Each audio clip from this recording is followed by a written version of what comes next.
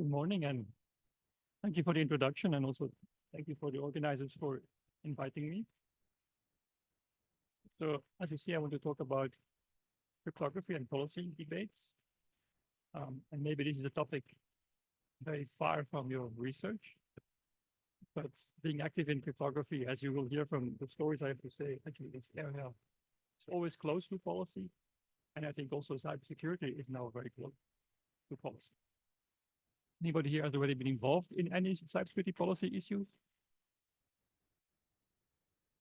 You seem to be all great researchers, but maybe hopefully after this talk, I can convince you should try to get involved, because I think it does affect your lives. I think it will affect you more and more. I did not plan to talk about AI, but of course, you may have heard that Europe has approved last month of AI regulation, the AI Act, and also that will affect, of course, AI researchers, but also cybersecurity researchers, because also our research strongly relies on this. And by the way, this slide was generated using AI. So I was giving a talk about the many phases of crypto policy debate. And so this is what the kind of slides you can make. And of course, if you tell the AI crypto, then it thinks you're going to talk about Bitcoin. I will not talk about Bitcoin. It's also an interesting topic, but so more or less, the story I hear as cryptographer, as scientist, so I have a background in electrical engineering, and we have a large group in Leuven working on applied cryptography. In the Department of EE, we also have a strong group on cybersecurity issues like software security, system security in CS. But I hear this story already since I started in this field more than 30 years ago. Crypto is creating a problem, and with crypto, we mean cryptography. So not cryptocurrencies, which is a completely different topic, and also happy to talk about this, but not for today. So more or less, when I started in cryptography in 1987, there was actually not much cryptography around. So of course, governments had cryptography, the military had it, diplomats, and the banks had their first ATM machines and their bank cards. If you look today in your pockets, you have a badge probably for access to a building. You have your phone, which has crypto libraries. All your bank cards now are wireless for cryptographic payments. If you have a car, you have actually cryptography to protect your car. So more or less, cryptography is now everywhere. And my estimate is that there is about 60 to 70 billion crypto devices or libraries out. So, but for governments, cryptography is not part of the solution to the cybersecurity problem. For government, crypto is a problem by itself. And so the problem actually started when cryptography moved from hardware to software. So the first cryptography, I didn't bring you pictures, but I guess you've all seen pictures of Enigma, and then more electronic boxes from the 80s. These boxes, even in the 80s, cost like 10,000 euros. And you needed two to communicate. So this is the reason why nobody had cryptography. It was too expensive. Plus you needed special hardware. And then something happened in the 80s, late 80s, was that first computers became faster. People started to have a desktop in their offices. And people designed cryptography for software. So suddenly cryptography could be implemented in software, which means that it's much harder to control, because hardware boxes you can control, but software is much harder to control. And so Ron West, the R in RSA, he proposed several ciphers, including RC4, which was used by Lotus Notes. And it was also used for a while to encrypt the web, mistakenly, but that's another story. It was designed for 8-bit processors. Then GSM came out. In fact, GSM has hardware cryptography. GSM was encrypted because the famous conversation between Charles and Camilla was intercepted. You can read about this story. I can only tell you that Charles and Camilla were not married at the time. And I'm not going to repeat what Charles said to Camilla, but this was intercepted by a journalist, and this motivated actually the telco industry to start encrypting mobile calls. And then you got PGP. So PGP was email software, was free software made available to encrypt our emails. I guess we now know that this software is not easy to use and most people can't deal with it. But still, it was a breakthrough, because suddenly anybody who wanted to use cryptography could just download the software and install it. And so the US government went after the author of PGP, Phil Zimmermann. In the end, the solution was to use the US Constitution and the First Amendment So the source code of PGP was printed in a book, and now source code of cryptography became free speech in the US, and so you could no longer control it. And then, of course, we got the web, which put all users on the internet, made it much easier to use, and put commerce on the internet. And then the big challenge was, how will we encrypt the credit card numbers? And for this reason, in 94, 95, SSL was put together and rolled out very quickly. Of course, maybe most of you will be too young to remember, but if you were not living in the US, you could only get 40-bit security SSL. That was enough for non-US credit cards. But for US credit cards, there was actually 128-bit. But this is more or less when this battle started. And of course, we now know that the world has changed since then. We have seen the Snowden revelations 11 years ago. And that actually gave an enormous push to also deploy the technology, because we had lots of technology available. The standards were written in the 90s and 2000s. Cryptography became actually very cheap. There was also hardware support in processors added. 2010, Intel added AES instruction. So encryption became incredibly cheap. It no longer slowed you down. And then the last push was the Snowden revelation that actually showed that some organizations actually try to eavesdrop and collect. And so one of the things that held up, for example, encryption on the web was the cost of getting a certificate and the complexity of getting a certificate. And amazingly, by around 2012, there were only 10 million servers with an SSL certificate or TLS certificate. And so today, this is several hundred millions, and largely thanks to effort by academics and industry, but a not-for-profit, Let's Encrypt, that actually makes free certificates available. That also makes it easier to roll out certificates. So, but now cryptography is really used, so more or less as a response of Snowden revelations, is that a few years later, actually hundreds of millions of servers suddenly had end-to-end encryption, and not with 40-bit keys, but with 128-bit keys. And so a large fraction of the web is finally encrypted. And so the last push, as I said, came from the Snowden documents. But in fact, the problem with cryptography started much earlier. And so depending on how you count, this is the zeroth or the first crypto war. And there were actually efforts by governments to suppress research in cryptography. And many people may not be aware of this, but for example, when Rivest, Shamir, and Edelman wrote a paper on the RSA crypto system, they actually received a letter from an NSA employee asking them, are you really sure you want to publish this? And are you sure this is legal? And are you sure you will not violate export restrictions by doing this and so on? There was quite some pressure being exerted. And in the end, what they did, they sent as many copies as they could, because there was no internet then, or no World Wide Web. So if you wanted to spread a paper, you had to make photocopies. So in fact, they made lots of photocopies and sent their paper around, this technical report from MIT. But actually, what most people don't know is that many researchers in the US still send copies of their papers to the NSA before submitting it to a conference, just because they think it's safe to do so, or it's good to do so, or they want to avoid pressure. Also, if you're in my area, cryptanalysis, which is where I started the cryptography, symmetric cryptography, cryptanalysis, you'll find out there is very few researchers in the US doing this work. So for example, the US organizes all these competitions you may have heard of, the AES competition, the SHA-3 competition, and the winners are always from Europe, strange enough. And also the cryptanalysis is mostly done in Europe. And why? Because in the US, if you actually want to do research on cryptanalysis and you go to NSF, then they will tell you, well, go to the NSA. The NSA will fund you and will tell you you can't publish. So in fact, even today, governments are shaping the research in cryptography. Now, for those of you from Europe, you may think, oh, in Europe, we're actually safe. Well, we're actually not safe, because I can tell you a story that is not widely known. But so I started in the late 80s, and my professor was involved at that moment in a European project proposal. And the idea was actually to do something similar as the AES competition, like European Olympic Games for cryptography. So you would submit your cipher and it would be reviewed, because there was this need felt for having better standards and open standards and software-oriented cryptography.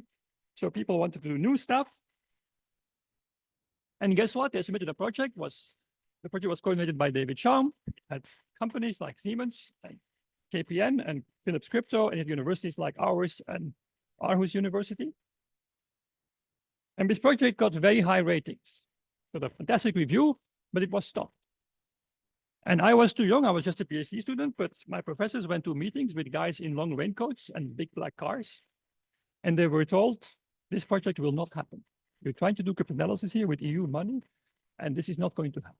You can imagine that an enormous fight ensued. And in the end, a compromise was reached. So the project could go through, but it could not work on encryption. So the project was renamed RIPE for RACE. RACE was the program at the time, like now it's called Horizon 2020 or Horizon Europe. RACE, Integrity Primitives Evaluation, RIPE. So the project was actually about authentication, but we couldn't use the term RAPE, so it was RIPE. And so, for example, one of the results of this project was RIPE MD 160, something I co-designed, which actually is part of the Bitcoin ecosystem. So, but this project happened, and then as a young postdoc, I went to deliver the results to the commission. And I was told there, thank you for your report. This is very nice work. And I just want to tell you, Europe will never again make such a mistake and ever fund cryptographic research. And more or less, this is what happened. If you submitted a proposal early 90s in the EU, it went to a committee. And this committee looked whether you had cryptography in your proposal. And if it was thrown in the bin before it was reviewed. And how do you know this? Well, I was in this committee because Belgium sent me there. So of course, I would not stop projects. So what really happened was that the day before, 4 countries, Germany, France, UK, Netherlands, they met. They looked at the proposal they want to kill. And the next day, by accident, those proposals were assigned to those 4 countries. And those 4 countries then by accident decided to drop those in the bin. And so I was in those meetings. I can tell you this is what happened. So interestingly enough, so I decided to do other things. And of course, we also did research without EU funding. But then I came back from the US, and then I decided that climate changed in the late 90s. So in fact, around 99, export controls were loosened. Because also, for example, in 98, you could not use cryptography in France. If you had a laptop with cryptography on it, with PGP, and you were in France, you're actually breaking the law. Or exporting or importing cryptography was also illegal at the time in many European countries. And so in 99, the restrictions were loosened a bit. And so, in fact, I submitted a new proposal for the Olympic Games for cryptography.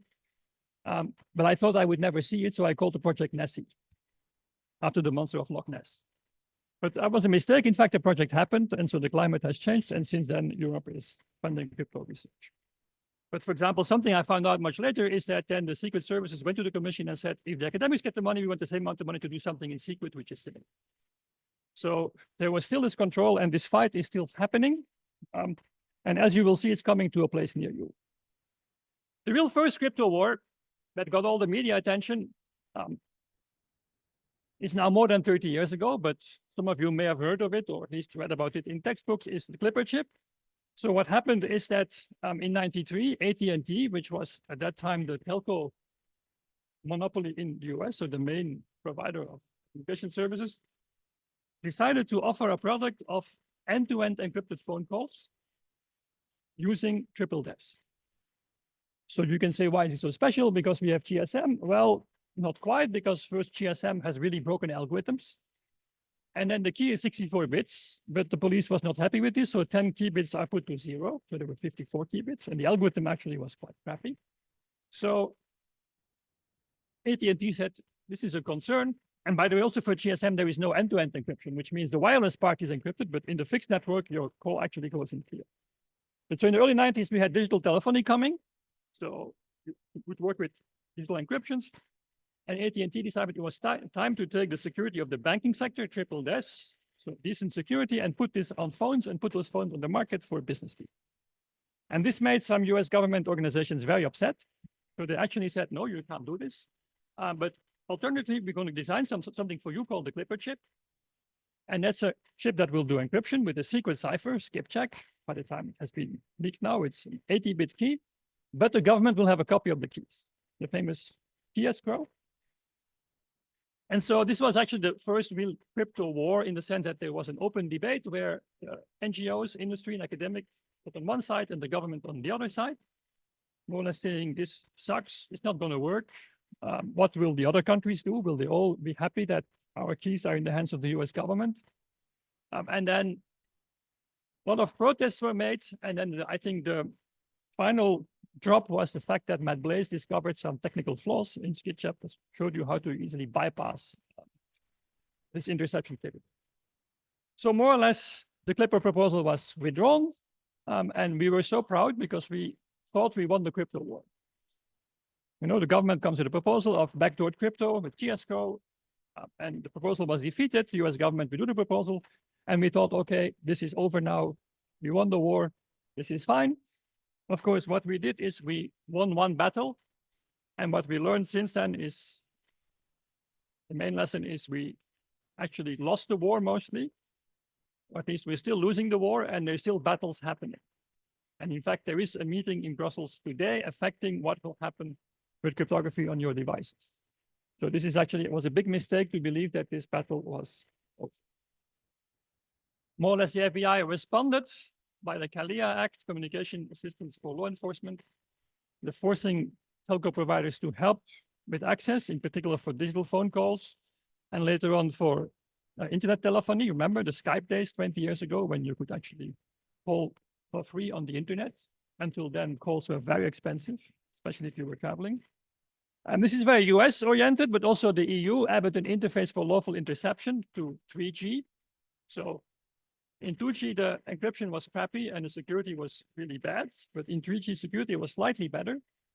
And then the need was felt to add interception capabilities. So this is 95. And then in 2006, actually Europe approved the Data Retention Directive. And maybe you're not familiar with this, but Data Retention Directive is about metadata. More or less, it forces all the telco operators to store who you have been calling, with which device, which software, where were you at the time, and so on. So in fact, metadata of all interaction with the network, all calls have to be stored. And it's the directive, which means every country can choose a bit the details. The details are between 6 months and 3 years. Okay. By the way, this is a bit amusing, although also a bit bizarre. If you remember the Snowden documents, there was quite some outrage about this. Of course, there were amazing things in there. The massive spying, collecting everything, both in the cloud and the communications and the hacking of devices. But actually, the outrage in the US about the Snowden documents was not about the fact that the NSA was spying, because that's their job. The outrage in the US about Snowden documents was that the NSA was also spying on Americans. That was not actually their goal. And so what they were doing, for example, was collecting this metadata. So Verizon metadata was being collected, that at least what the documents show, probably also from other providers. And so more or less, the NSA had a program called Code Traveler, with which they could determine who was traveling in the same car or in the same train or bus with whom else, based on this metadata. More or less, metadata is data. Metadata tells everything about you. And there is even this Obama going on TV and saying, we don't listen to your phone calls. It's just the metadata. And a bit later, General Hayden said, we kill people based on metadata. Right? I mean, metadata is your data and the government knows everything about you. So surprisingly, in fact, in Europe, the European Commission and the member states have agreed that all this metadata should be stored, about which the Americans are so outraged. In fact, in Europe, this is part of the law. And it turns out that actually our politicians seem to violate our human rights, because the highest courts in Europe, which is European Court of Justice, actually has said that collecting all metadata about everybody is actually against human rights. And it goes too far. And we can, of course, do targeted surveillance, but we cannot collect all metadata about everybody. And what do the member states do? They just publish a small variant of this regulation.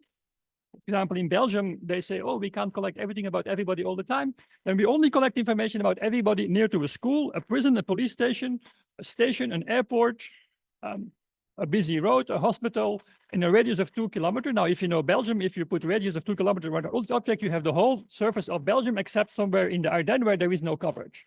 And there you will not cover. So this is how our politicians actually more or less enforce this regulation anyway, about which the American citizens are outraged. In fact, in Europe, we tolerate that already since 2006. Our politicians play a game with this and just keep doing it anyway, even if the highest court says you shouldn't do it. And by the way, also completely unnoticed 2 years ago, data retention has been extended to over-the-top services, which means Signal, Skype, all these other services, WhatsApp. They also now have to store all this data, which is remarkable because, for example, Signal never even collects this data or doesn't need this, store this data, but more or less this is to be continued. Maybe a final point I want to emphasize is, you see here, I'm focusing mostly on US and Europe because I'm not too familiar with the Asian situation, but it's also interesting that, of course, the European Court says, based on human rights, you can't collect everything about everybody. Now, something that most Europeans do not understand, or non-US citizens, is that actually in the US, there is a belief that human rights are only for Americans. So we have the Universal Declaration of Human Rights by United Nations, but in the US, people believe that this Universal Declaration only applies to Americans and also to American persons, which means if you move to the US and you travel there, then you also have human rights. But outside the US, actually, you have no human rights. So in that sense, we can criticize actually both Europe votes regulations which are not acceptable. And if the highest court says you can't do this, then they do it anyway. And in the US, they actually believe that, yes, there is some protections, but only for us and not for the rest of the world. That brings us to the third crypto war. So more or less what happened in the first crypto war or the second one is we won the battle, but then a lot of things happened which we were not aware of, or we were aware of, but we couldn't do much. But then the debate started heating up again, and it's not by accident. It's around 2015. Why 2015? Because the Snowden documents, the Snowden leaks happened in 2013. And as a response, as I showed you with Let's Encrypt, people started encrypting more stuff. Okay, so in fact, a good example is this famous Post-it note of Google showing that the NSA had 3 ways of getting access to Google data. So more or less, they had the private SSL decryption key of Google. They asked it for it with the security letter. They also had the cloud program, Prism, in which they could actually go to Google and say, give us your cloud data. And third, Google was not encrypting communication between all their cloud centers. That was unencrypted. And so, of course, as a consequence of the Snowden data, Google switched, like Microsoft, to Diffie-Hellman when there is no long-term key to store for decryption. And of course, Google started encrypting their backend communication. Of course, they still can get access to data in the cloud. There is nothing that can be done about it. So now there is only one way we know of that the US government gets access to Google data, not 3 anymore, which is not a big improvement in general, but it's a factor 3.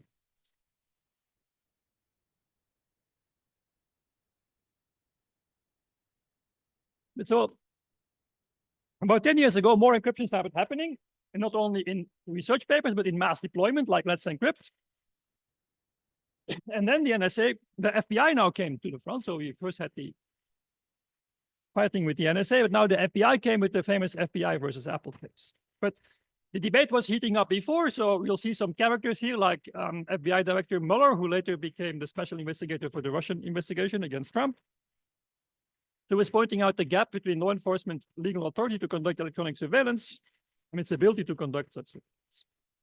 Then Comey, the one who was fired by Trump, 2014, he actually coined the phrase going dark. So more or less he was saying, as law enforcement, we can no longer do our job because of all this encryption. And by the way, we don't want the back door like the Clipper chip. We want to go into the front door. We just want access to all your data. Otherwise, we can't do our job. But of course, we will use court orders and legal process. This is, of course, inside the US. For people in the US, for people outside the US, there's no problem. You can just get the data anyway. But at least the debate is here, law enforcement and data in the US. But also in Europe, so you may have heard about something called the Five Eyes. This is the friends of the US. So Five Eyes is US, UK, Canada, Australia, New Zealand. They collaborate in intelligence. So you see here Cameron saying a statement which you can translate as, should we allow people to have curtains in their houses? Because curtains actually make it impossible to see from the outside what's happening on the inside. That's more or less what he says. The industry fought back. So big tech actually complained and said, we actually need encryption, otherwise we can't build our secure infrastructure. And even the ex-NSA bosses, very surprisingly, made a joint statement saying that we as US need strong encryption to protect our society. And by the way, they said, even if you have store encryption, we get your data anyway. That's another story. But at least have store encryption, because that will stop at least the bad guys from getting access to our data. But at least it's a very interesting coalition where you have law enforcement and some government justice on one side. On the other side, you have the academics, industry, and NGOs, and the former NSA director, so intelligence services. So it's a very interesting debate. So then the Apple versus FBI case happened, and I guess all of you have heard about this. So what happened is in 2015, so almost 10 years ago, this guy killed 14 people. He was, by the way, a US government employee. And he injured 22, and then he was killed. And then the FBI found his iPhone 5C with iOS 9 on it. By the way, this was his government device. So he also had many personal devices, and he had destroyed all of those before the attack. So this was a government device. So the FBI said, this is US government property. This is a terrorist. This person is dead. So then you lose your privacy rights. Give us access to this data. So they went to Apple and say, please decrypt this iPhone because the data on the hard disk is encrypted. And they used a law from 1789 about iPhones called the All-Writs Order, which more or less says that as an expert or as a company, you have to do everything in your means to support the government, to conduct investigations. And I guess you all remember what Apple said. Apple said, no, we'll not do this because if we actually give you access to this iPhone, we completely undermine the whole iPhone ecosystem.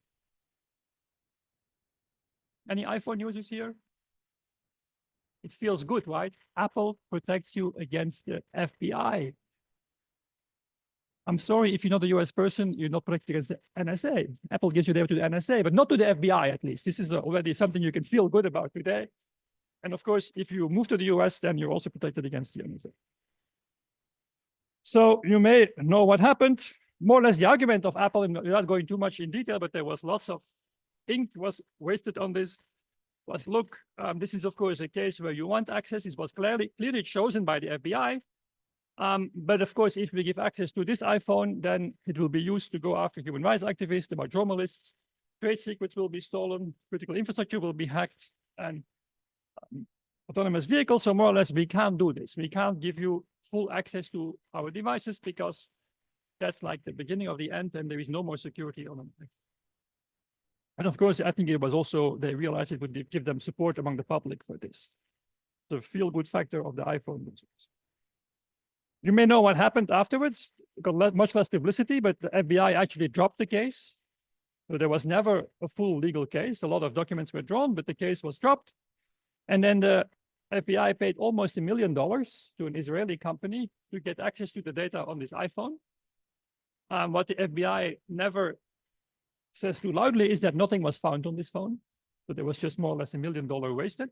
It's even worse because a few months later, Sergei Korabogatov in Cambridge managed to do the same thing for $100 with some simple equipment.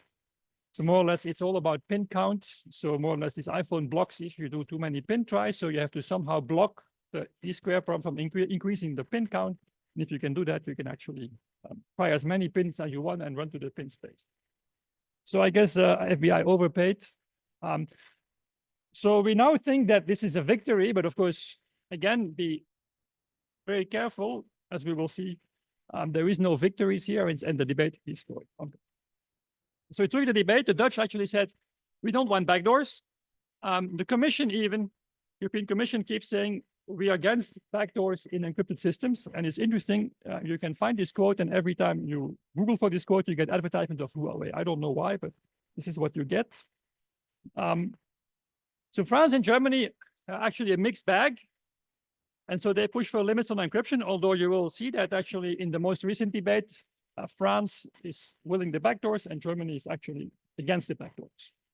So they seem to be divided, and if there is something to be won in this crypto war, it is because of Germany.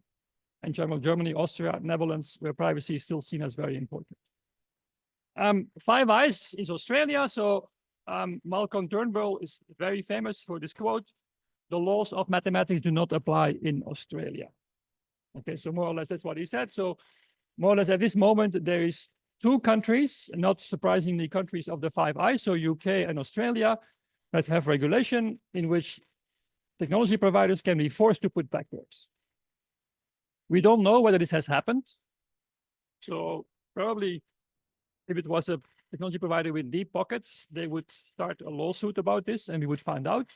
But at least in the US, of course, it would never be acceptable because there is the 4th Amendment, which means the protection against unreasonable search and seizure. So in the US, you can never get this through. But as I explained to you, the US does not believe that this holds for other people as well. Everybody else can be searched as much as they want. And so this is why they impose this on their friends, UK and Australia, where actually there is such a regulation.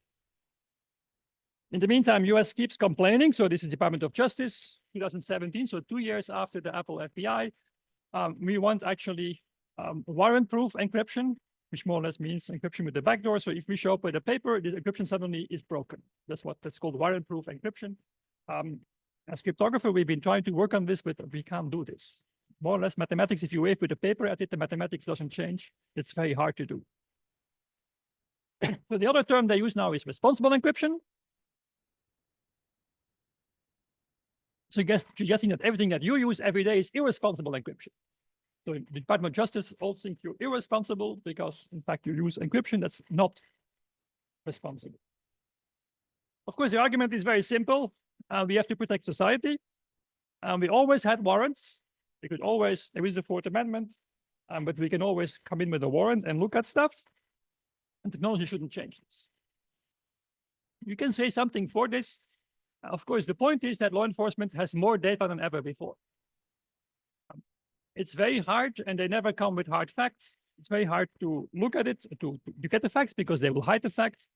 But my suspicion is that at this moment, law enforcement has more data than they can handle.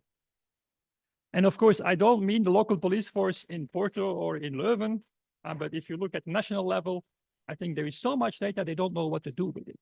They have all this in Europe, all the data retention, and they have the cameras everywhere. I don't know how it is in Porto or in Portugal, but in Belgium, there is now thousands of cameras, 10,000 of cameras, thousands of automatic number plate recognition cameras.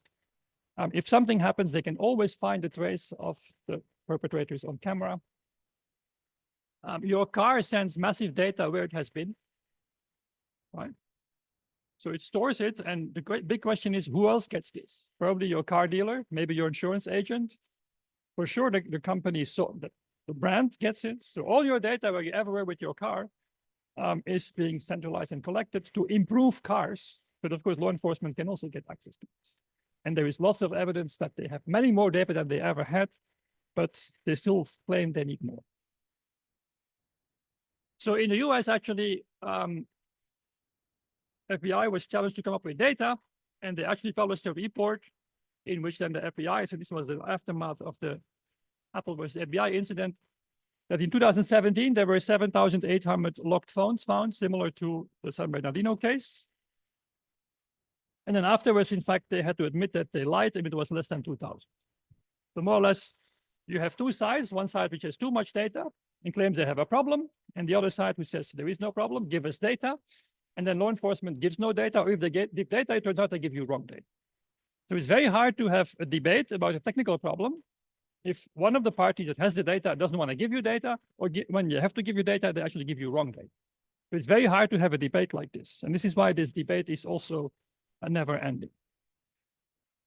There is some interesting thing that happened, and I think that, for example, influenced the position of several countries in the crypto debate. I don't know how much this has reached the region outside. Obviously, the focus of this work was done in France, Netherlands, Belgium, and Germany.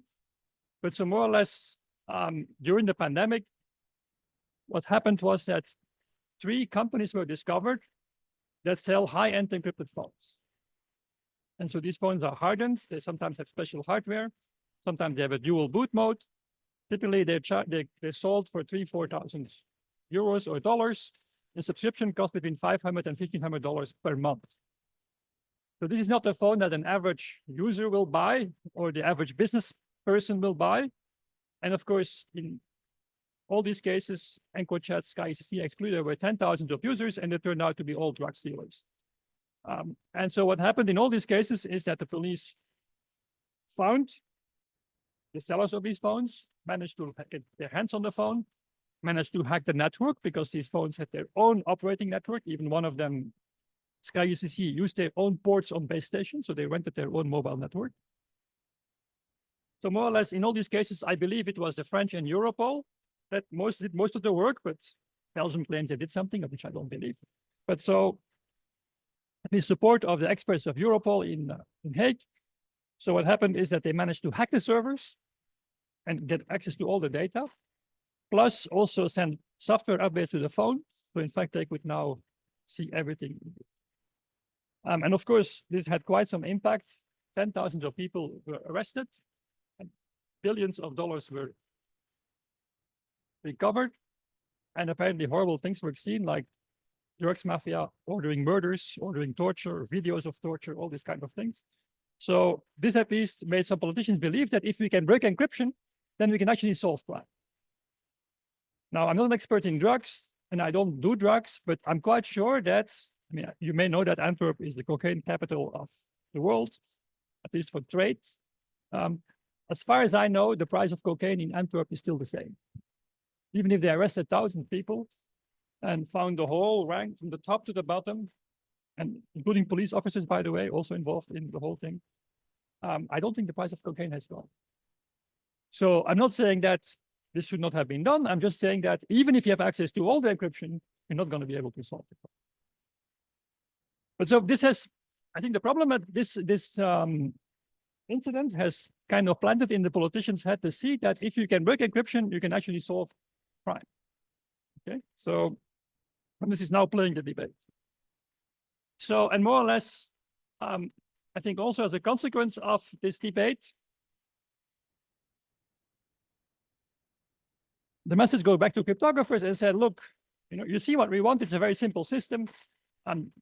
Everybody can use cryptography. We're happy, everybody's fine. But if somebody is a bad person, then we want to read their communication, or then we want to have access. Okay.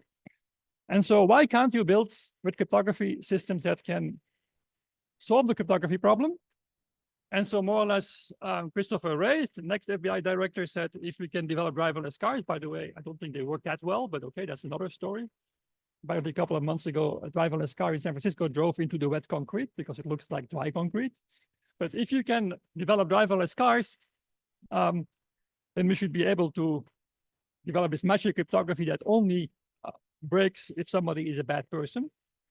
And more or less the message is that if you don't have it, it's because you didn't try hard enough. You cryptographers haven't tried hard enough.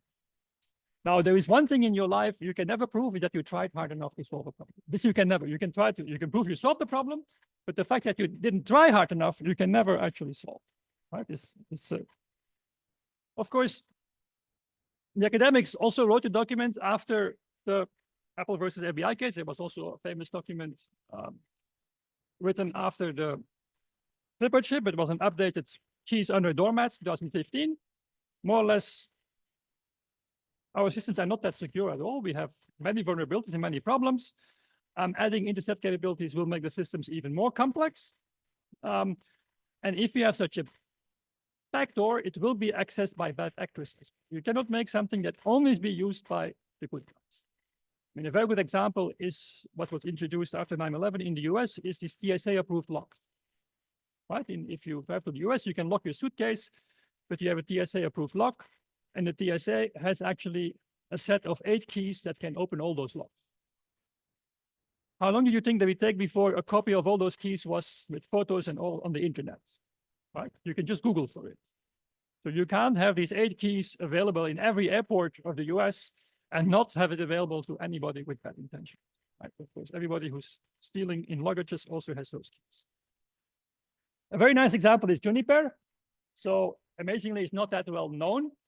But so a long story is that the Snowden documents, it's a short version of a long story. The Snowden documents revealed that there was a backdoor in a US government standard for random number generation, dual EC, the famous dual EC. An amazing story. I guess cryptographers were aware of this, but they didn't think that anybody would ever use this. And then the US government actually managed to convince companies to use this. But in Juniper software, this random generator was used, but it was kind of patched. So in such a way that at first sight, you would think it's not a problem. But at second sight, it was a problem. And so in fact, this backdoor could be used. And so even if we knew there was a backdoor, it was in there and people could use it. More or less, if you intercepted the communication, the negotiation in the key establishment, you could actually, if you had the backdoor, you could find the session key and decrypt. Now, the remarkable thing is that all these code versions of Juniper were available online. So researchers could afterwards go in and look at all the versions of the code. And so they found the code with the backdoor, and they found the clever way how the backdoor could be used, in spite of the fact that it was kind of made harder. And then at some moment, they noted that the backdoor was actually changed by another backdoor. So something that we always warned about is that if country A puts a backdoor in product X, at some moment, with a supply chain attack, country B will replace the backdoor by their backdoor. And there was a big noise about this. And the next step is that the original backdoor was put back in the new version of the software, and that was it. That's to me the most shocking thing. There was academic papers about the whole thing, but at the end of the day, the software is there again, still with the backdoor. And just the evidence that at some moment, the backdoor was replaced by some other country's backdoor. But you see amazing things in this field. There's also technical arguments. And of course, the real bad guys, they will use SkyACC or EncroChat, or they will invent their own systems. And I'm not going to give them advice on what to do, but obviously using a secure phone of $5,000 is not a good idea. If you really want to have secure communications, there is other techniques, right? Where you do kind of super encryption, signography, whatever. There is lots of things if you really are worried, but I guess it's not my job to help these guys run their business. Too dangerous. Okay, so in fact, we don't have solutions. And so the law enforcement side is like you haven't tried hard enough. People have tried. For example, there was this idea from the late 90s as a consequence of the Clipper chip to say, let's not escrow the full key, only part of it. At least then law enforcement has to break through part of the key and they cannot do mass surveillance. This has been revived in the paper called Crypto Crumble Zones. So again, this was then after the FBI versus Apple. People revisited this idea. There were several people after the FBI versus Apple incident that went public and said, I have a solution to the problem. I have this magic solution where only the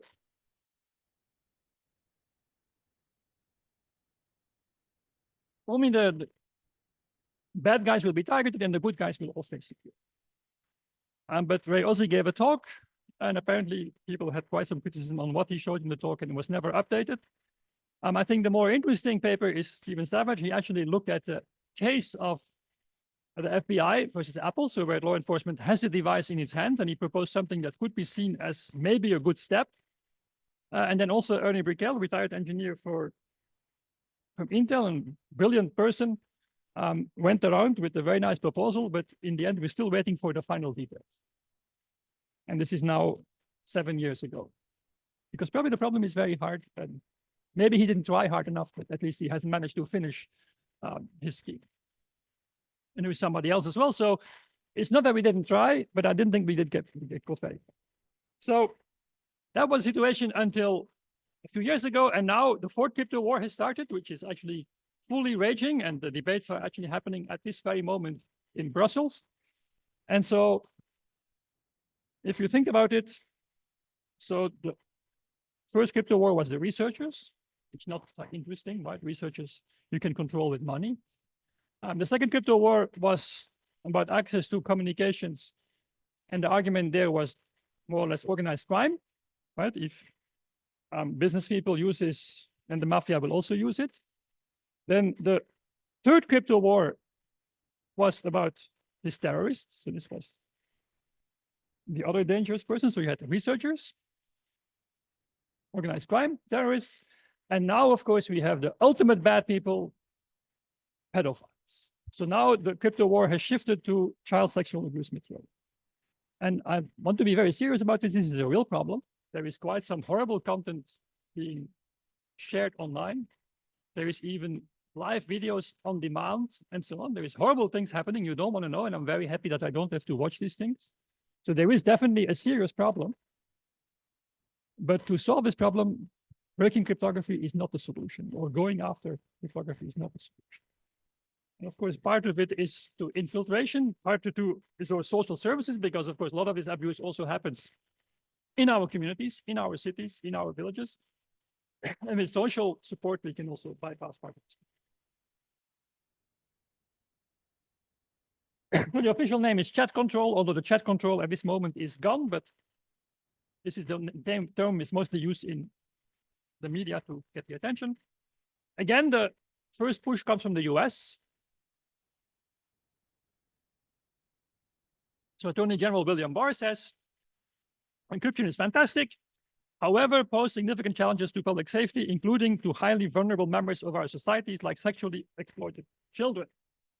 The children are coming, and if you now defend cryptography, you're actually in the corner of the pedophile. A very dangerous place to be. So what's happening today, it's all driven by two organizations, or mostly driven by two organizations in the US, called NCMEC, which is an organization for missing children, exploited children, and Thorn. Thorn is a not-for-profit created by Demi Moore and Mr. Kutcher. And they claim to have technologies to solve this problem. And so what's happening today is that there is lots of CSAM content. So CSAM is the abbreviation for child sexual abuse material.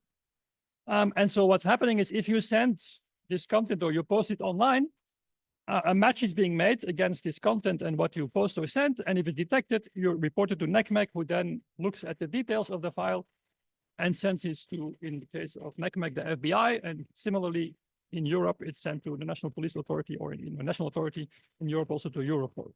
And so the claim is that the number of detections keeps going up. Of course, if you look into details, very often it's always the same pictures.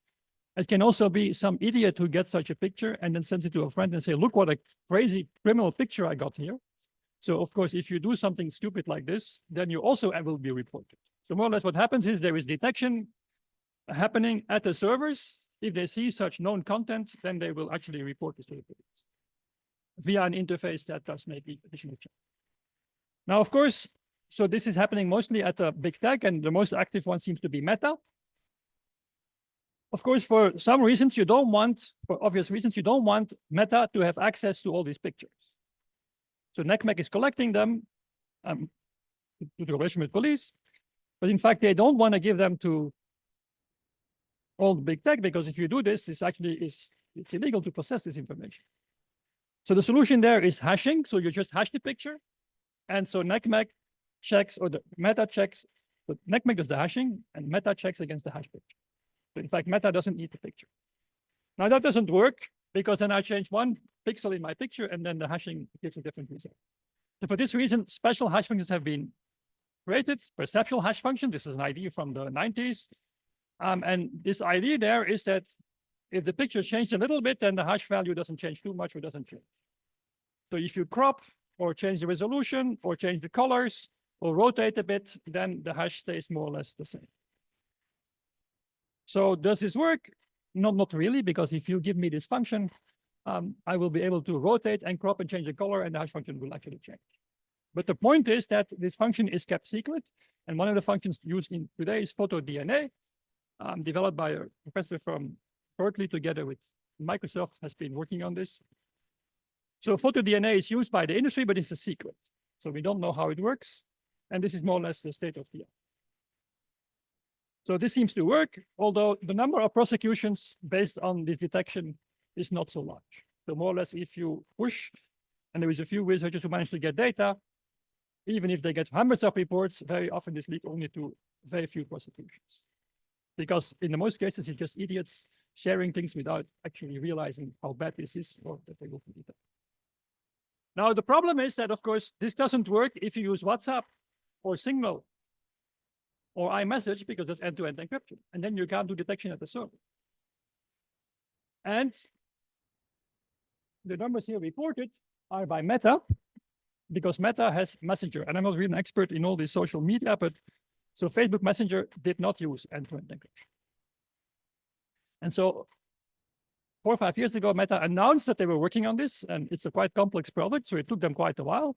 But finally, last year, they managed to actually find a solution, and they rolled out end-to-end encryption. It's not everywhere yet. But of course, this now created panic among the police forces, because they said, look, we get these millions of reports. This is how we find these bad guys. And Meta is now going to at end-to-end encryption, so this source will dry up. We will no longer find these people because we can't do detection at the server unless you upload in a public place, which I think is ridiculous. So it's kind of bizarre that at this moment, the state of the art is that several 100,000 people are detected. Most of them are probably not really pedophiles, are probably idiots, but only because they're so stupid to use Messenger and not WhatsApp or Signal or Telegram or whatever, because there is no detection. So I think it's really the most dumb people you actually get there, because anybody who's smart uses anything. So 2 years ago, the European Commission actually, after heavy lobbying from more or less Five Eyes, and I can tell you because I was present in some of these meetings. For example, if technical experts were called, I was the only European cryptographer. There was also police from Europol and France, and all the rest was law enforcement from US, Canada, Australia, New Zealand, and UK. And this was after Brexit. It's very interesting. If Europe has a problem, then they ask Five Eyes what they should do about it. Quite interesting. So more or less, this proposal was made 2 years ago, and it says, look, whatever you do, end-to-end encryption or not, you have to detect known content. You have to detect new content. This is possible using AI. And then you have to detect grooming of children in chat and in audio. And more or less, the Commission said this is possible because Commissioner Ila Johnson, she actually has close connections with this company or this not-for-profit Thorn, and Thorn says they can do it. So more or less this happened. After a lot of effort by many people, in fact, the European Parliament last November voted down this proposal and said, you can't do this. What is there is still a temporary derogation, which says that if you actually are not using end-to-end encryption, then the provider has the right to look at it and detect known content. So this is still what the situation is today. But if you use end-to-end encryption, then the provider has no right or has no possibility to do this, and there is no approach. But more or less, there is this proposal which says, if there is end-to-end encryption, we don't care. But if we suspect that your services are used for CSAM, you have to detect it. And how do you do it? It's your problem.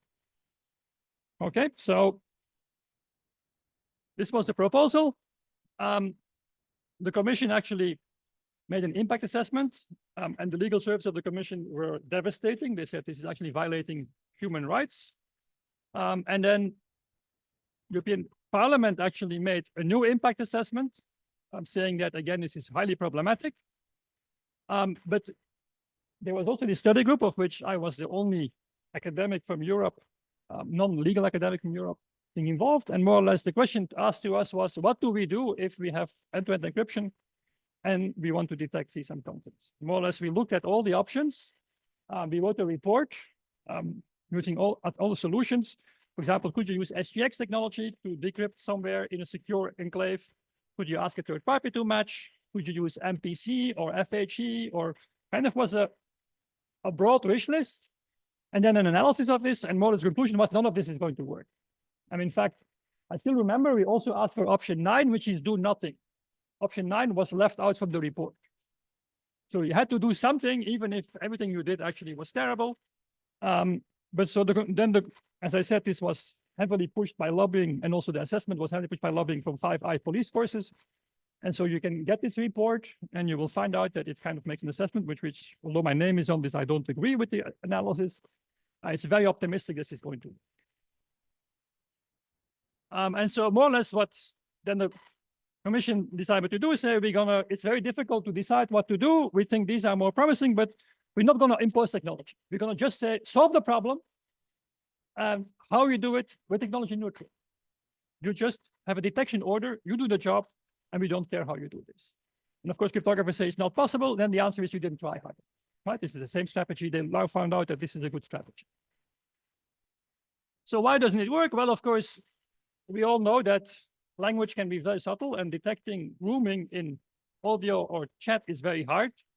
It's very hard to tell the difference between an uncle meeting up their niece or their niece somewhere, or somebody who tries to actually seduce this person and is not a family member.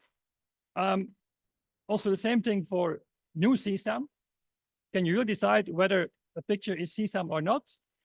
And we know this case, for example, of Google. A dad sent some pictures of his son to a doctor. Of course, naked picture of the son because the son had a certain disease and he wanted to show it. And the dad's Google account was suspended for CSAM. So it's very difficult, I think, even for humans to detect a family photo in a swimming pool and we'll see some. But Thorne says they can do this with false detection rate of only 10%. Okay, 10%. So there is 140 billion WhatsApp messages per day. Assume that only 1.4 billion are in Europe, submit to these detection orders, then there will be 140 million false positives per day.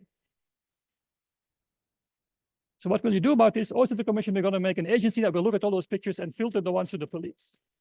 And the police said, no, give us everything. We want them. We will do the filtering for you. And then the latest proposal was actually, we found the answer. It's a hard problem, but we're going to ask for 2 pictures. And then the false detection rate can be multiplied. It will be much smaller. So these politicians, they fail statistics 101, of course, that these things are not independent. But who cares in politics about statistics 101? Just want to achieve your goal. Okay. So the other problem is in these hash functions. So if you're going to do, so more or less what is the proposal, if you really want to implement this, what you have to do is everybody who has a phone, if you want to send a picture, it will be hashed with the perceptual hash function and compared against the hash database in your phone. And if it's a match, you will actually, your picture will be uploaded to a server and you will be triggered as a dangerous person, upon which further investigation will follow. This also means that this function now has to be in your phone, so they can't keep it secret. Okay, so that means we're going to hack it. And so Apple published a function. It was hacked very quickly. Here with some links, Apple Neural Hash, but also Meta has one, PhotoDNA. PhotoDNA description is not known, but it's known how to hack it. More or less, and if you know something about hash collisions, these functions are not uniform. And so in fact, even if you try a small number of pictures, in fact, you get collisions already, which means 2 distinct pictures, completely distinct looking pictures with the same hash. So this perceptual hash function, we don't know how to solve it. It's just because we didn't try hard enough, I guess. But I think it's a very hard problem we probably cannot solve. And then finally, of course, we know from COVID, if you install a system, there will be mission creep and people will start abusing this. As we saw in COVID, contact tracing data was used, of course, to solve crimes or to get the phone number of girls in a bar. These things, we predict this, and of course, they happen in real life. Of course, Europe is going to add a functionality to every phone, which more or less says, you get a number of hash pictures, and if this picture is on the phone, this phone will be reported. Okay, and of course, they can't show you the picture because you can't have CSAM content on your phone if you're a normal user. So imagine you're a less democratic regime and there is a meme making fun of a dictator. Nothing will stop you from hashing this meme as well and putting it in the list as well, because it's just a hash file. And now suddenly in real time, you'll get reported all your citizens who have this meme on their phone. So Europe stands for democracy and freedom and so on, but they're going to actually impose a tool where all the dictators in the world will say, give it to us, it's fantastic. We can finally find everybody in real time who's spreading content critical of our regime. And to this comment, Europe has never found an answer. So more or less, a second impact study was written last year in which I was involved, and it summarized all the problems. So this doesn't work. You get false positives, false negatives, and the bad guys will use different things. It will undermine security of your messaging. It will be function creep. It will be first used for CSAM, but then for terrorism, organized crime, and then for opposition, just like Pegasus was used in Europe to go after opposition and was used actually in Israel to go after Netanyahu himself. So dictators, children also actually change pictures. Teenagers change sexually oriented pictures with each other, and this is the way they discover their world. This is now how teenagers work, and you will actually criminalize them. And also, it's not proportionate because it's like data retention. You collect everything about everybody all the time. So you would think that the parliament did a good thing. So after this report, the parliament actually said no to this proposal in November last year. And so we thought, okay, we won. It's dead. But then in February, the parliament voted temporary extension, saying you can, of the derogation, which means if there is no end-to-end encryption, you can still scan. Okay. And now the Belgian presidency, actually, I don't know why, so I don't have time to explain the details of European legislation, but in general, you have the Commission, the Parliament, and the Presidency, which is the member states. And so this first half of the year, Belgium has the presidency, and they desperately are trying to get a compromise. So they water down the proposal, and they hope that they can force this upon the Parliament afterwards. And so what are the changes? So they install risk levels. They say we're going to organize services by risks. And something is high risk if you can exchange pictures, and if people don't have to give their real name, and if you can exchange movies. So more or less, WhatsApp, Signal, all these things will be high risk. So this is kind of just smokescreen. Everything that matters will be high risk. They actually abandoned grooming in audio and text because they realized that it couldn't work. So now the solution is still 2 images for new CSAM. Makes no sense, but statistics also doesn't make sense to them. So they understand that, so researchers, we call this client-side scanning or chat controls. Client-side scanning more or less means that the picture will be scanned in your device, and then you will be reported if you do something wrong. So now they've called it upload moderation with consent. So this is the latest proposal. So if you want to upload a picture, they will ask your consent to scan it for CSAM. And if you don't say yes, it will not be sent. So this is not really free consent. This is just the same thing under a different name, right? This is the legal hocus pocus. And of course, they keep saying that we protect end-to-end encryption, but you just want to look at all your content. So it just makes no sense, but apparently some member states, they read this, and Belgium keeps repeating in the text, we protect end-to-end encryption because we don't touch the encryption. Of course not, they look before and after the encryption. So actually, some member states, including France, Estonia, Finland, seem to be actually swayed by this. Because of course, the people negotiating this are not technicians, they're actually lawyers. And if you tell them we don't attack end-to-end encryption, then they're happy. So this debate is actually happening at this moment in Brussels. And I really hope the outcome is positive. I'll skip the Apple proposal. Apple made a concrete proposal, but the interesting thing is they actually killed it themselves. And very surprisingly, they also explained afterwards why they did this, because Apple doesn't often explain why they do things, but they actually explain why they think it's a very bad idea to do this. So they first had this kind of super privacy-friendly proposal, but then they realized the functionality itself is dangerous, and it can be abused by dictators. And this is what they made public to warn people. So in general, why does this debate keep coming back? And so I'm trying to take a step backwards. It's very complex because there is many forms of access you need. So if you look at Clipper chip, it was about telecommunication. Later, it was voice over IP. But it can also be your messaging. So this is now in chat control, in CSAM. It can be your metadata. It can be data stored on the hard disk or in the cloud. This is Prism program, what you store in iCloud or in the cloud providers. Or it's devices. And you have the confiscated device. It's the Apple versus FBI case. Or it's the remote case. So in fact, what law enforcement wants and also does is real-time access to devices like in SkyECC while the devices are being used. And so this crypto debate is complex and will never stop because, in fact, the police never really makes this kind of diagram for you. They, case by case, they come with a problem and they say, please solve it. And if you don't solve it, you didn't try hard enough. But so the problem is technology changes, and if you ask police what they want, well, they want everything. And they want the magic solution that gives them access to all of this stuff without undermining security, and more or less that doesn't exist. Okay.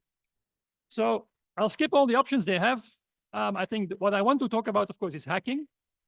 So what is happening today, and I think this is also why I sometimes think that the CSAM debate doesn't affect them so much, because actually today the police has access to tools. And there is all these companies, NSO Group, Celebrite, products like Pegasus, Predator, you may have heard of this. It's being used by police, of course, also by dictators to go after journalists, also to go after human rights activists.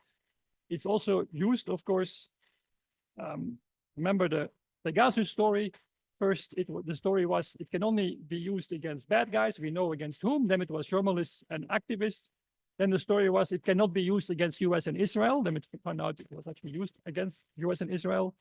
And then finally, it was found out Pegasus was used against Netanyahu himself. So the problem, of course, is that if you put such powerful hacking tools for real-time access in the hands of police, you actually undermine your state. if you want to find out more about hacking, I recommend that you look for Hacking Team. Anybody heard of Hacking Team? Hacking Team is very interesting. They're an Italian hacking company, and they were hacked. And all their content is on the internet. 47 gigabyte, all their tools, all their customer lists. You can find it on Wikipedia. There is the link. It's fantastic. You know, Hacking Team says we believe that fighting crime should be easy. The only states where fighting crime is easy are called police states. And so it gives you a very good idea. So they were hacked themselves 8 years ago, but there is all these companies. And now the bad guy is NSO Group, right? There is embargoes against NSO Group and the people are being punished. Why are they punished? Because they were caught. If you do this stuff, you should make sure you don't get caught. And then governments can use you against opposition, of course, against terrorists, against everybody. And in the end, government will use it against, or police will use it against the government itself. So this is very, very dangerous and probably much more dangerous than the crypto debate. And sometimes, of course, I'm very engaged in the CSAM debate, but this is the real debate. And as long as we talk about CSAM, we don't talk about this. Because this is really the problem that affects also all cybersecurity researchers. Okay, so of course the NSA also has the keys. I'll skip that, but it's a very complex picture in which if you hear the police, it's of course only about law enforcement, but there is also intelligence services, there is other nation states, there is industrial espionage, there is organized crime, there is also your employer, employee, and there's your family member. So it's a very complex pattern, who has access to what, and just what law enforcement does, just focus on this one problem, in this case CSAM, is actually muddling the debate. In fact, as a society, we should have a debate about the whole picture and what should be secure against whom and what kind of security we want. So I think the final message is, and this is, so I think in the end, if we get CSAM, the CSAM regulation approved in Europe, and I hope we don't, and by the way, it's still a very complex process. Even if the member states approve it today, it has to go back to the parliament in this famous trilogue. Trilogue is a secret dialogue between Commission, Parliament, and the Council, the member states, and there a compromise will be hashed out. And then after months of negotiation, they will come out with the compromise. And so the parliament has already drawn red lines, but that was the previous parliament. And so we don't know whether they will stick to the red lines, because the parliament has said no to this. But so the member states may still decide yes, and then it goes into a secret tunnel. It comes only out after 6 months to a year, and then we'll know actually whether or not we get this client-side scanning in Europe. I think it's a major problem, and it's a bit late to be involved, although I think you can always be engaged. But I think really as cybersecurity researchers, you cannot afford not to be engaged in this debate, because it's going to affect your society. And I think the biggest question is, who shall watch over the guards? Because these tools exist, and we can debate access to confiscated devices, we can debate client-side scanning, but the existence of Trojans and real-time hacking by police and law enforcement and intelligence is happening today. And there is, if you want to find out more details, European Parliament wrote a very nice report about Pegasus. It was used against the opposition in Spain, in Hungary, in Poland. So it's actually affecting and undermining our democracy. The time to stop. So I do think that it has taken us several hundred years for the Enlightenment to get our modern societies, but actually technology is changing this relationship, and something we've been fighting for 200 years, separation of powers, sufficient control. Actually, we may lose this because of technology. I think this is a big tech, law enforcement, intelligence service, and military have much more power than they ever had before. And so cryptography can bring some balance there. It's not a magic dust solution that solves everything, but I think it's very important to protect this. I do think the crypto wars will continue, and more or less they've now shifted to a topic that should affect all of you, which is what's happening in the end devices. Because the network and the stored data we can protect, but what happens in our devices is very hard to protect. And by the way, if you want to find out more things to engage about, at this moment, Europe has decided there will be a digital wallet in Europe. There will be an app that will contain your identity card, your driver's license, your social security card, your health insurance. That will be available also for private sector. And what Europe is now saying is, here is a solution for this, and of course it's not privacy friendly. And so experts, there is a meeting also in 2 days between experts and the Commission to try to convince them to use good cryptography to protect anonymity and privacy also in those things. But so if you want to engage in policy, and I think you should as a researcher in cybersecurity, there's never been a better time because there is quite some issues that come up. I'm going to stop here. Thank you very much for your.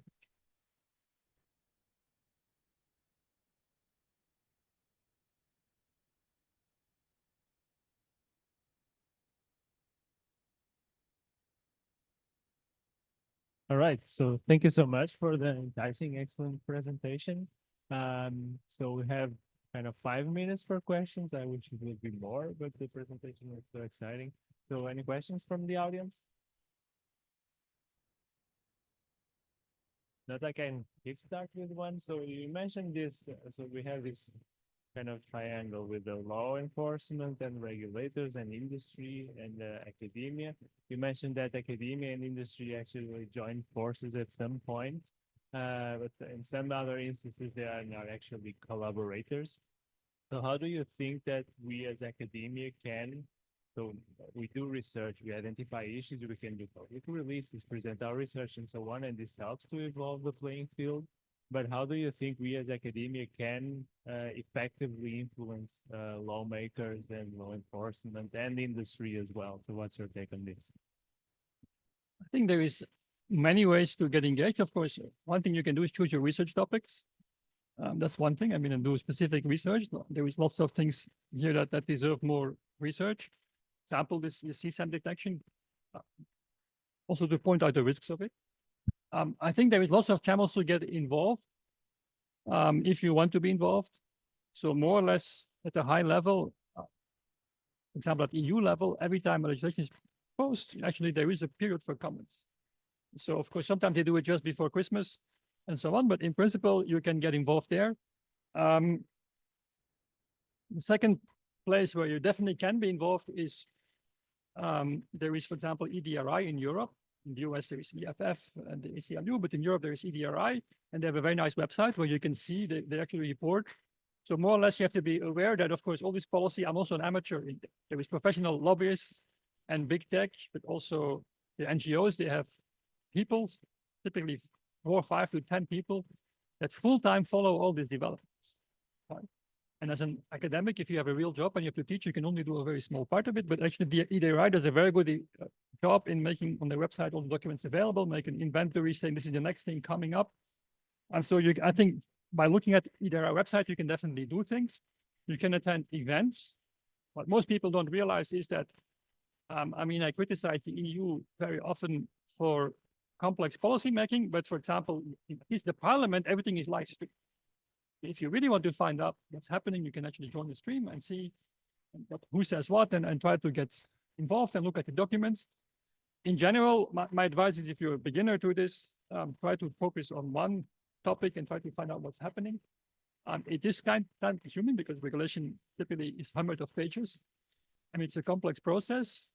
And I think in general, reach out also. There is now, I think, as a consequence of this wallet and also CSAM, there is a group of about 50 to 100 scientists that have mailing lists, and you can get involved there.